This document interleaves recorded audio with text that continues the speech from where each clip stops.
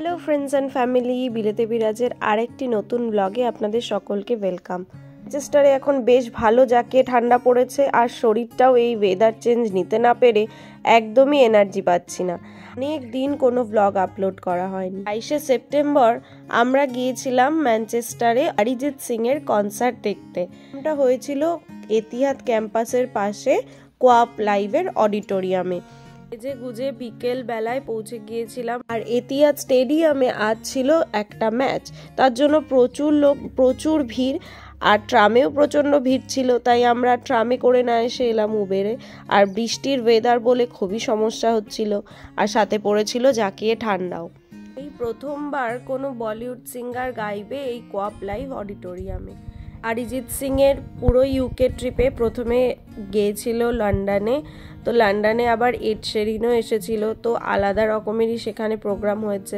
UK ট্রিপের শেষ কনসার্টটা ছিল এই কোয়াপ লাইভে। এই কনসার্টে যাওয়ার কোনো প্ল্যানিংই ছিল না, তো যাই হোক হঠাৎ করে প্ল্যানিং হওয়াতে হঠাৎ করেই আমরা টিকিট কেটেছিলাম।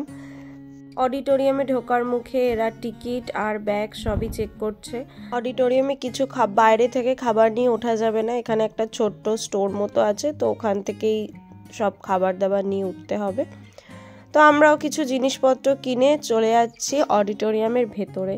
আর অডিটোরিয়ামটা ছিল খুবই সুন্দর, এত কালারফুল আর এত সুন্দর লাইট দিয়ে সাজানো, দারুণ দেখতে লাগছিল। লাইটিংগুলো একদম সেই পুজো পুজো আমেজ নিয়ে আসছিল। ফাইনালি আমরা পৌঁছে গেছি হলের ভেতরে, আর আমরা দেখে নিলাম আমাদের সিট কোথায় পড়েছে, আর ঢোকার আগে প্রচুর ফটোশ্যুটও করে নিয়েছি। আর এই ছিল অডিটোরিয়ামের ভেতরেরটা। এখানে 23,500 জন মানুষের ক্যাপাসিটি আছে, এত লোক এখানে বসতে পারে। আর পুরো অডিটোরিয়ামের শেপটা হলো একটা বোলের মতো, আর ওই যে দূরে দেখা যাচ্ছে স্টেজ, ওখানেই হবে performance. So ladies and gents, without further ado, are you ready for a sensational night tonight?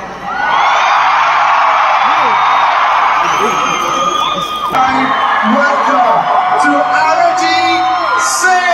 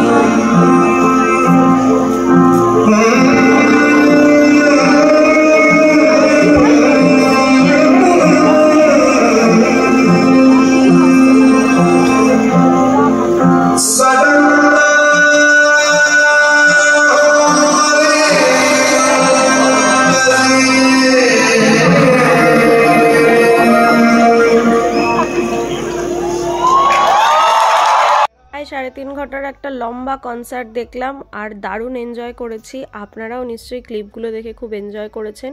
সামনে থেকে না দেখলে সত্যিই বোঝা যায় না এই কনসার্টের একদম আলাদাই ভাইব ছিল।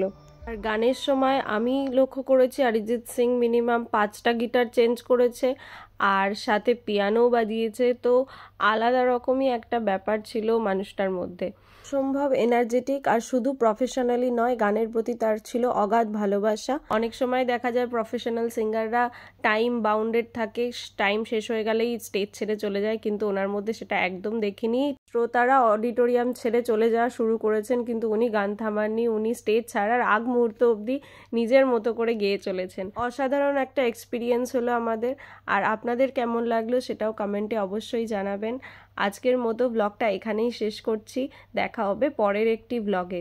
আজকের ব্লগটা আপনাদের কেমন লাগলো কমেন্টে অবশ্যই জানাবেন। আর আপনাদের মধ্যে কেউ যদি অরিজিৎ সিং এর কনসার্ট শুনে থাকে আপনাদের অভিজ্ঞতা আমার সাথে কমেন্টে অবশ্যই শেয়ার করবেন। Stay tune and thanks for watching. Bye by.